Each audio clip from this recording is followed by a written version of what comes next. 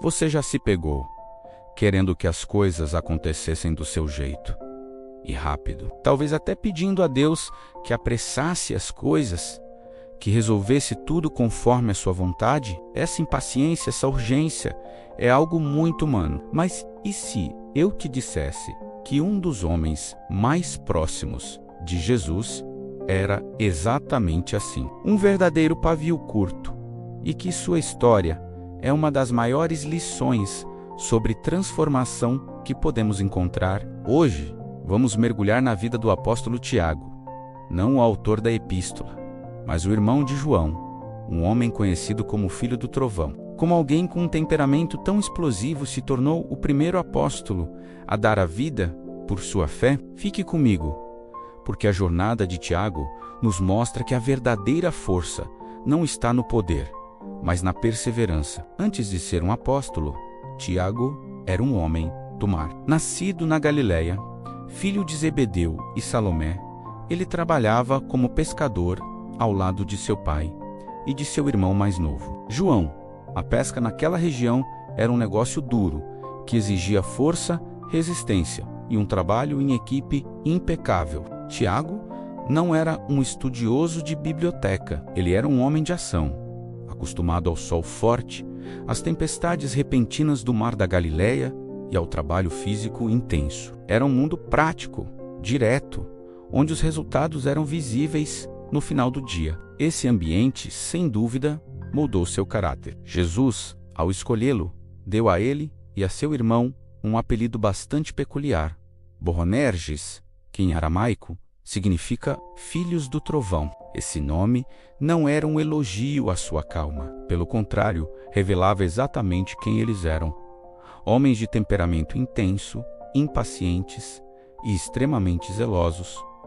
Eram passionais. Quando acreditavam em algo, defendiam com uma energia avassaladora. Essa intensidade podia ser uma grande qualidade, mas também uma fonte de problemas. Eles eram rápidos em julgar, rápidos em agir e, às vezes, rápidos em se irritar. Imagine só a cena: dois irmãos com essa energia toda, seguindo um Messias que pregava sobre mansidão e paciência. Era uma combinação explosiva, e o apelido Filhos do Trovão era um lembrete constante da matéria-prima com a qual Jesus estava trabalhando. Tiago era um projeto em andamento, um diamante bruto que precisava ser lapidado pelo Mestre. O chamado de Tiago foi direto, como tudo em sua vida. Ele e seu irmão João estavam no barco com o pai, Zebedeu, consertando as redes.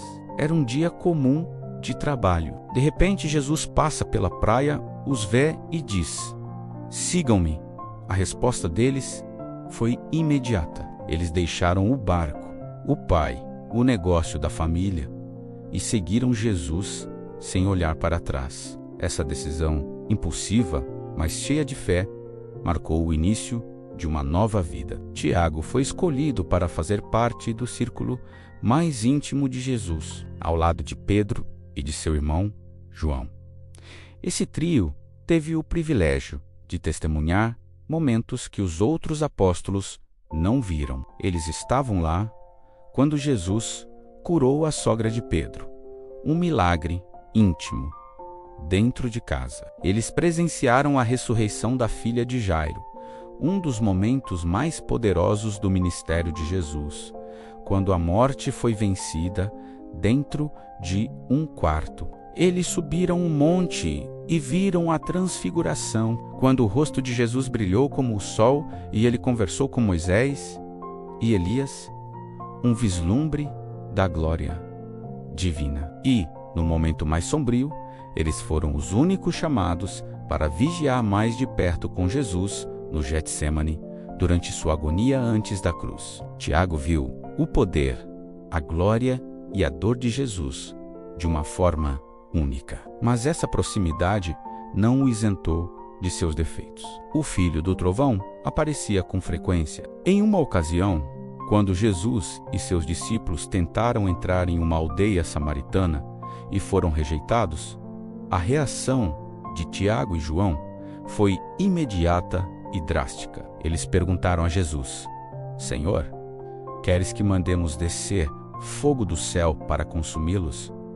Eles queriam vingança, uma demonstração de poder. Jesus teve que repreender Clós duramente, mostrando que sua missão não era de destruição, mas de salvação. Em outro episódio, a ambição de Tiago e João veio à tona. A mãe deles, Salomé, se aproximou de Jesus com um pedido ousado, que, no reino, seus 2 filhos pudessem se sentar, um à direita e outro à esquerda de Jesus, as posições de maior honra e poder. Jesus, com paciência, se voltou para os irmãos e lhes fez uma pergunta penetrante: vocês podem beber o cálice que eu vou beber? Eles, sem entenderem completamente o que aquilo significava, responderam rapidamente: podemos. Jesus então profetizou que eles, de fato, participariam de seu sofrimento, mas que os lugares de honra não cabiam a ele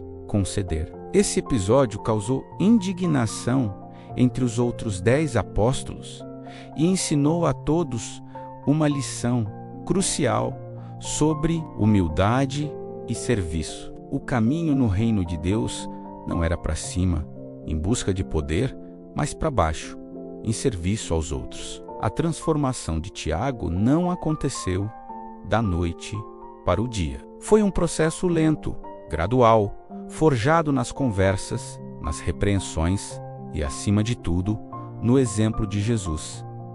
Aquele homem impaciente que queria invocar fogo do céu começou a entender que o verdadeiro poder não estava na destruição, mas na construção. Não estava na autoridade, mas no serviço. Aquele homem ambicioso que buscava um lugar de destaque começou a perceber que a verdadeira grandeza estava em se humilhar e se entregar. O ápice dessa transformação foi a cruz. Ver o Mestre, o Rei, aquele que tinha todo o poder, se entregar voluntariamente ao sofrimento e à morte por amor, mudou tudo para Tiago.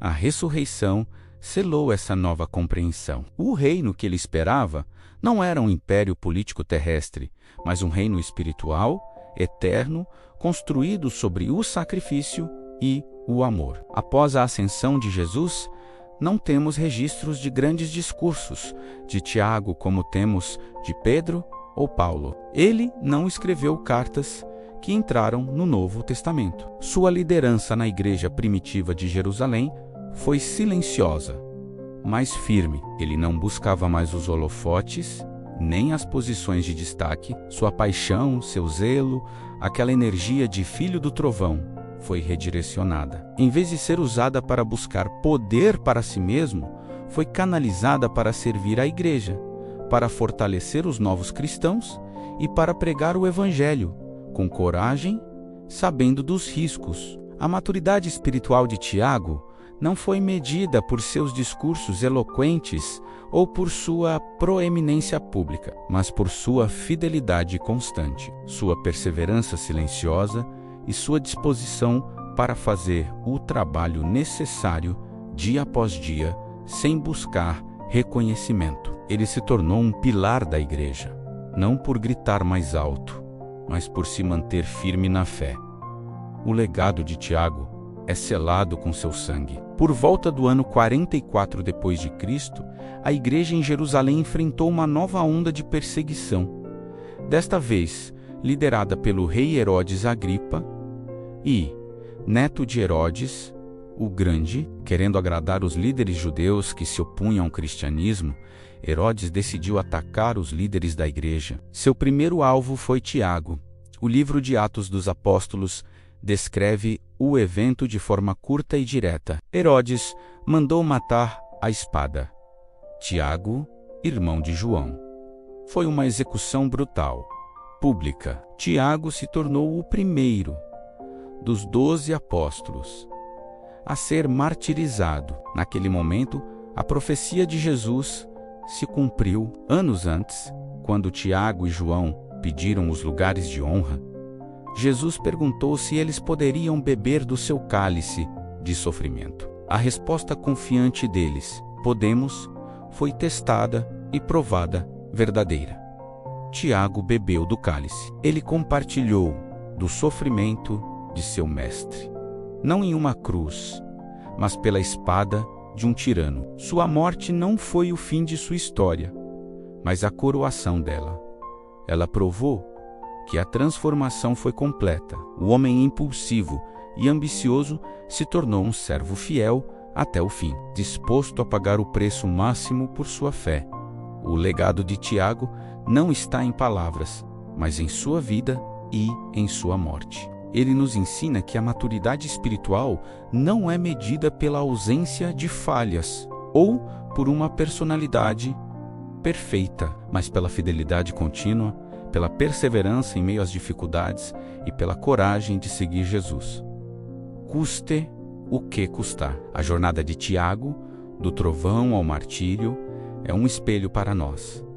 Quantas vezes nosso zelo se mistura com impaciência? Quantas vezes nossa ambição por coisas boas se confunde com o desejo de poder e reconhecimento? A vida dele nos lembra que o discipulado é um processo de lapidação e que Deus pode transformar nosso temperamento mais difícil em uma força para o seu reino.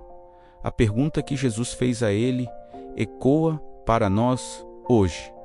Estamos dispostos a beber do cálice? Estamos dispostos a seguir Jesus não apenas nos momentos de glória, mas também nos caminhos de serviço e sacrifício? Se essa reflexão sobre a vida do apóstolo Tiago tocou você, eu te convido a deixar o seu like neste vídeo. Comente aqui embaixo o que mais te impactou na história dele.